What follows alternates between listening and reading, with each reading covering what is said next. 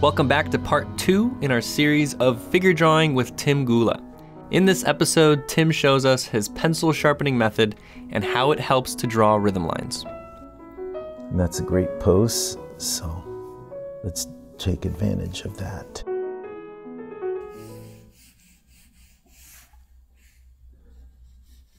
I'm following the weight.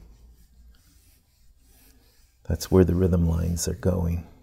They're following and defining the weight.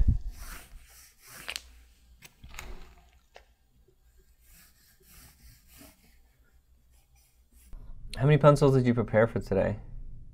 I prepared about 8 because they'll break or they'll dull, so I'm not hindered by my lack of equipment in the drawing experience, like especially with a great model like Sarah here.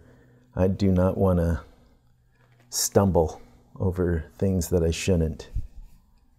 This pose needs to be drawn, and yeah, the more you draw, everybody, the more that statement's gonna have meaning. Like, oh, look at that pose, I gotta draw it. You're compelled because now you have the secrets, and you keep practicing, because that is the secret of it all. You keep practicing and you'll experience triumph beyond your wildest dreams. And look at artists like Frank Brangwyn. Look online, Frank Brangwyn, because he's the originator of this whole method. Fantastic designer and muralist. If you don't know who that is, then you must find out. And the more that you practice this wholeheartedly, the more you'll believe in yourself and what you're capable of. And then kind of like a magic takes place. You start doing things that you didn't think possible prior. Okay, that's good. Thanks, Sarah. Thank you, Sarah. Awesome. I am going to sharpen the Ritmo pencil.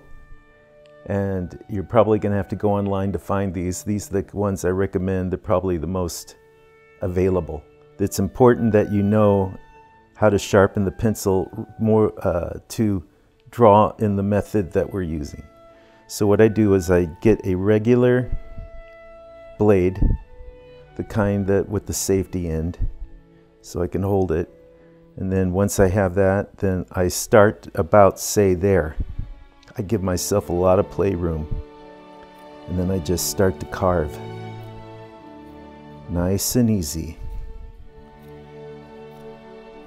You want to take your time, so A, you don't destroy the pencil, like these are hard to come by, and B, you don't do harm to yourself. Because everything works together. The paper, the surface of the paper, the type of pencil that works best on the surface of the paper, it all works in concert with one another. And you want to kind of like that harmony, because then it creates a sense of comfortable. You're comfortable with it all, and that creates like a confidence that you're going to need to persevere to reach that level that you want to be at. Okay, so I've given myself, I've carefully carved away that much of the pencil, so that much is revealed before I now start to shape the point. And by doing that, I just keep the blade at this angle, and I don't take off much. And as I'm carving, I'm turning it. I'm letting my fingers turn it like that. Nice and easy. You have to be patient, and you have to be careful, because you want your tools to work for you. Could you tell them why you expose so much of the charcoal? Okay, and why I expose it, because I don't think of the pencil as a pencil. I think of it in terms like of a brush. And why I say a brush, because you're able to cover a lot of space, a lot of territory on the surface of the paper. That's why I give so much I reveal so much of the lead. So there's a method to this madness. Very careful. I'm turning it, rotating it as I carve. and I just remove the slightest amount, because that A keeps the point true, so it's not like bumpy or jagged, and B, the pencil point itself will be a nice shape to work with, like a brush. I don't think of it as a pencil, I think of it as a brush. It's important that you make that mental distinction. You're not like writing your name, you're making definable images and designs. And so as I get towards the end, now I have to be a little more surgical about the whole thing, because I need that point to be just right. You kind of want it looking almost lethal. Like, ooh, that's a formidable looking thing. And it is. Formidable design. Okay, there, see? Let's go by the paper here so you can see it better. See? Wow, Tim, that's a really beautiful pencil. Another important thing to keep in mind is studying with several instructors. I like to bring on guests like Tim to my channel who have valuable knowledge to share. But even with all these extra instructors, there's no way Proko could make lessons for everything art related. That's where this video's sponsor, Skillshare, comes in. Skillshare has thousands of online classes covering a huge range of artistic and business subjects, such as photography, graphic design, web development, and more. If you go premium, you get unlimited access to Skillshare's classes from working experts, so you can keep your brain as sharp as your pencil. It's affordable too. An annual subscription is less than $10 a month. If you liked seeing Tim Gula's gesture drawings and you're interested in seeing how far you can push to stylized illustrations, check out Tom Fro's course called Odd Bodies. Learning to draw such graphic, expressive characters could help loosen up your line work if your gestures are a little stiff. Because Skillshare is sponsoring this video, you can sign up with the link in the description and get a 2-month free trial. All right, back to you, Tim. Look how I have it like a nice design even. Even the pencil itself is a nice design to help my design even further on the paper. And now you're going to see why I've gone to such lengths to make this pencil the way it is. Okay, here.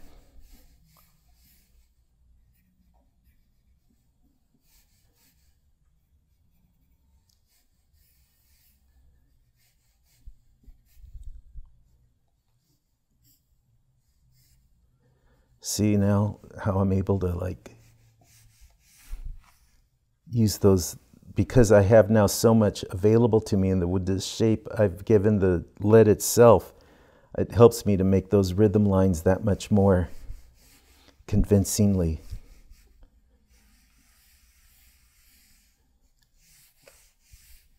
And get those shapes more definable. You're not using the tip, you're using the side. I'm using, yeah, the side. It's all on, exactly. I am not using the tip. I use the side, and like I said, I think of it as a brush,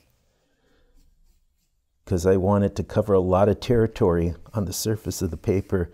Feel the flow, capture the design, feel the movement, the shape.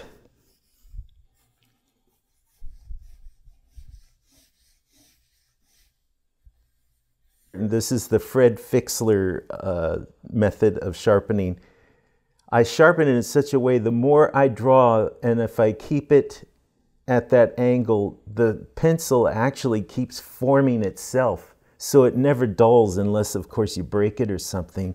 And it just keeps getting more and more, the point becomes more and more pleasant and easy to work with. Okay, let's say now, let's do a head.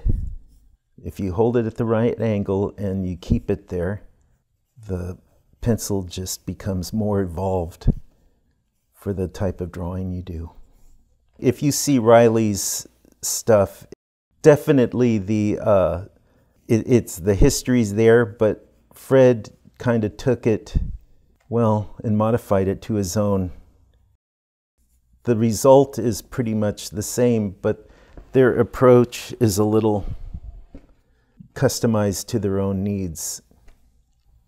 Getting back to the pencil, see, the pencil kind of just now takes on its own life because I've given it this shape that the more I use it properly, the more it adapts. But if you, the viewer, find it useful, then use it. How long did you study with Fred? Let me see, from 1981 to 1984, 5. So yeah, 4 or 5 years. He was a tough teacher. But you know, I at the time I wasn't too happy about that, but looking back now, I'm glad. It's funny how that goes.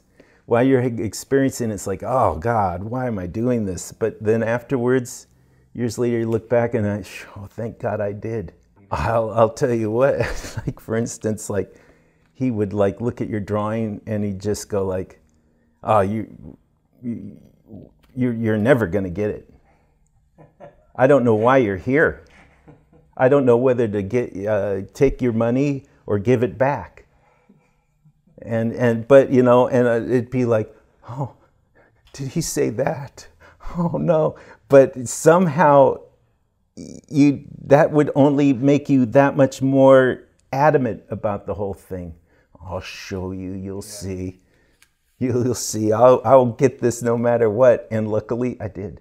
Here's a true story that because later I confronted him on like, what's with all that harshness? And he says, well, here's an example of how Riley was, Frank Riley, his teacher. Now imagine this class. It was him, James Bama, Mort Drucker, Jack Davis, all in his class.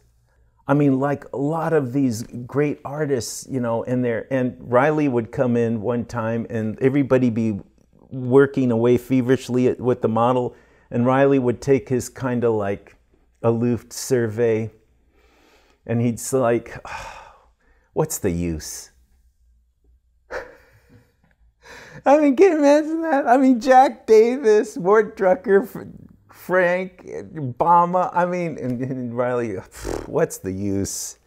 So, you know, and then it says, okay, I get it. It's like, and through that intimidation that, you know, it sparks some kind of like, okay, then that's it. I will get this. I am not going to be put off like that. And a lot of people would leave, you know, with tears. But a lot of people hung on there tenaciously. And, you know, us, the viewers, the fans, are all better for it. Because look how like good all those people I mentioned became thanks to him. And in Fred's class, you know, it was me, that was Glenn Orbick. I mean, a lot of good people there too. Greg Pro, and we all suffered together. Mark Westermo, Laurel Bleckman, fantastic artist. And we all grew together, and we all evolved, and it's a good thing. The collective does form, like you can feel it, the pulse. And it's atmospheric after a while, and it was. And Fred was the catalyst. And had he not been so harsh and intimidating, who knows, we might not have taken it as seriously and not had felt the value of it once we finally got at a certain level, like, oh man, we earned that. And that's important to grow as a person and an artist. So how can people find you? Just put Tim Gula Instagram and bam, all of a sudden you'll be inundated with imagery. Anything else? And YouTube, yeah, and then you can also see me draw and get my secrets and use them for your own benefit.